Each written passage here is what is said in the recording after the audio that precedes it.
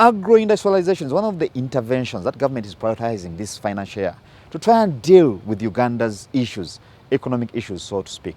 Now, our entrepreneur is adding value to agricultural products. Let's take a look. Now, just going back, during COVID, we saw that the market had depressed a little bit as most of the places were closed down, but there was a lot happening online.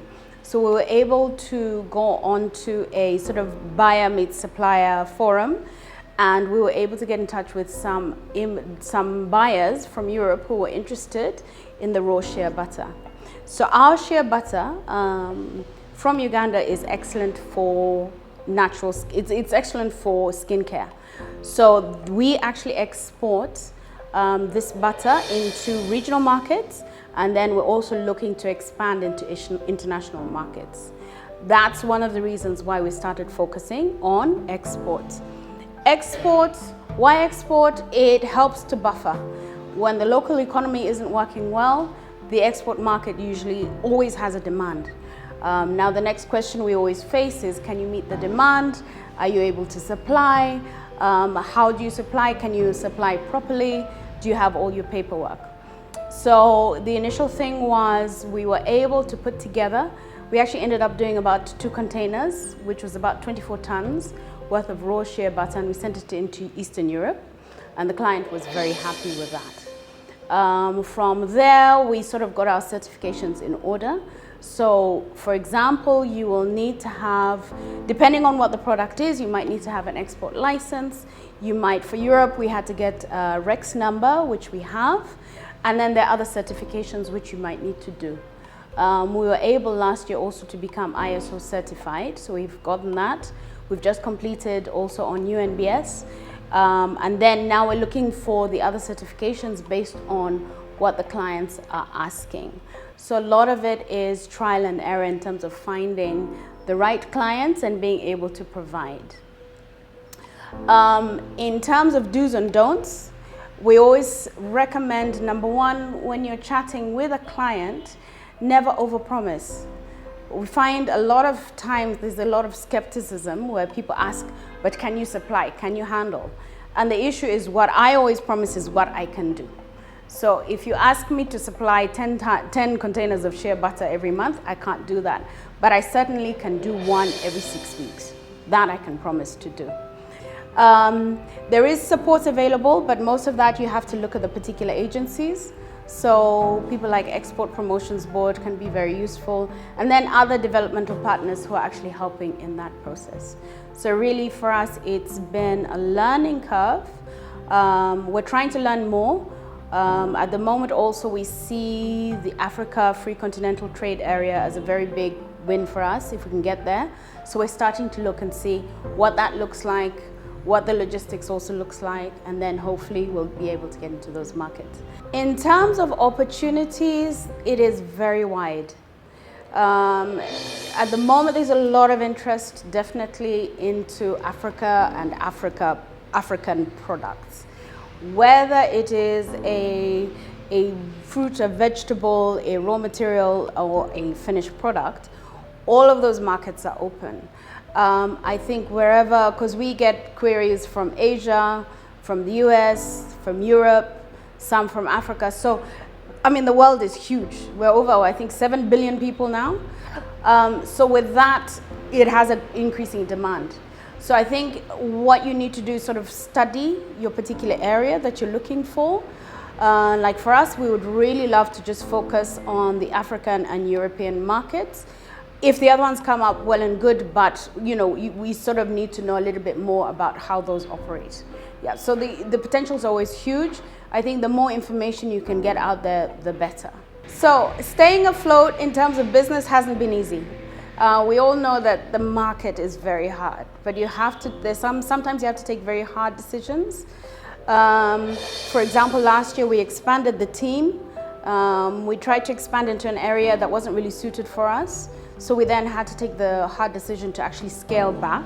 which we did, but now we've got a very tight team that we're working with and that we can afford. We're just starting to get back on our feet now. So really, sometimes you've really got to look at your numbers very harshly and take some hard decisions, especially as a small business owner. Obviously, once you're bigger, you have a bigger buffer, and potentially there's more support for those entities. But when you're small or micro, you have to be very careful with what you can handle, and then also make a quick decision to cut back if you need to. When it comes to packaging, you do need to look at where you are exporting to and how you're exporting, especially if you're exporting a finished product. This is recyclable plastic, but currently we're even trying to look for partners locally who will be able to recycle it. So even though it is recyclable, we are like trying to find an off-taker who can pick up the containers and then repackage them. There are other countries who are not accepting plastics anymore. So they'll want something that's either biodegradable or plant-based or paper. So all of those things you have to take into consideration when you're deciding to ship out a finished product. The issue with that, of course, it's costly. So there are certain things also to look at and say, okay, is it worth finishing my good abroad or finishing it here? Does it make sense logistically? Because there's also costs in terms of weight and logistics, so all of that comes into play. This year we're looking to rebrand also at the end of the year. Like I mentioned, we're trying to change our packaging a little bit to be more consumer friendly, and then focus in in the particular areas that we've decided to target, which are pretty much pharmacies and let's say the health shops and the health parts of supermarkets as well, and beauty shops. And then it's the same for export. Export, currently we're doing in 20 kg buckets. We're trying to research and see what the alternatives are, because I know, let's say like for Europe by 2030, they will not be accepting any plastics, even for wholesale. If you speak to a number of small business operators, especially startups, they'll tell you that one of their biggest challenges is lack of capital to scale up. However, the question is, how prepared are you to negotiate that inflow into your business? Later on, are you ready to actually do the actual negotiation? Let's find out. Just like though, when you get investor ready, you're going to get to know what kind of funding do you need. For me, at that time when I was approached, that was actually 2020. During COVID, that's when I was approached by an investor. But I kept on exporting, I kept on selling, I kept on servicing the market. You know, as we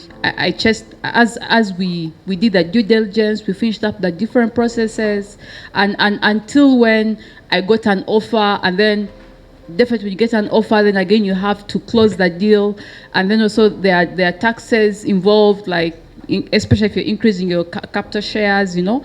So I think for me, the thing I would say is I was able to wait for over 12 months because I was still doing something else. And the investor, I wasn't waiting for the investor to come in, but even if the investor didn't come in, I was keeping on going.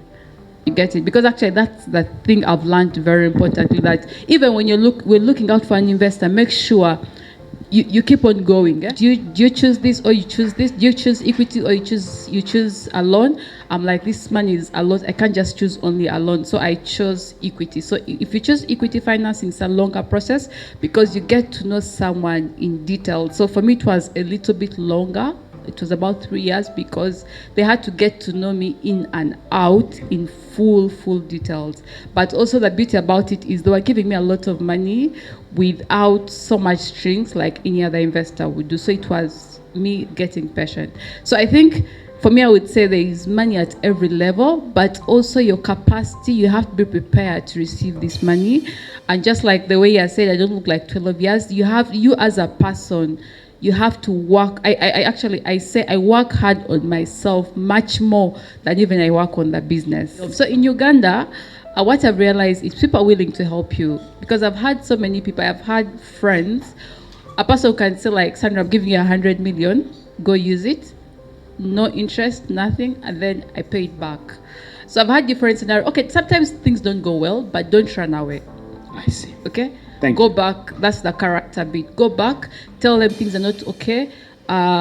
this is now my plan. So there are things that happen that way. Sometimes our character may not, but don't run away.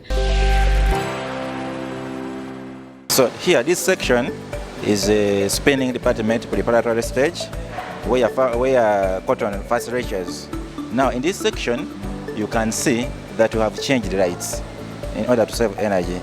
We changed from 53 fluorescent tubes to 28 wattage in this particular department. And another thing you can see in this section, we changed the forklifts. Before, we could use a lot of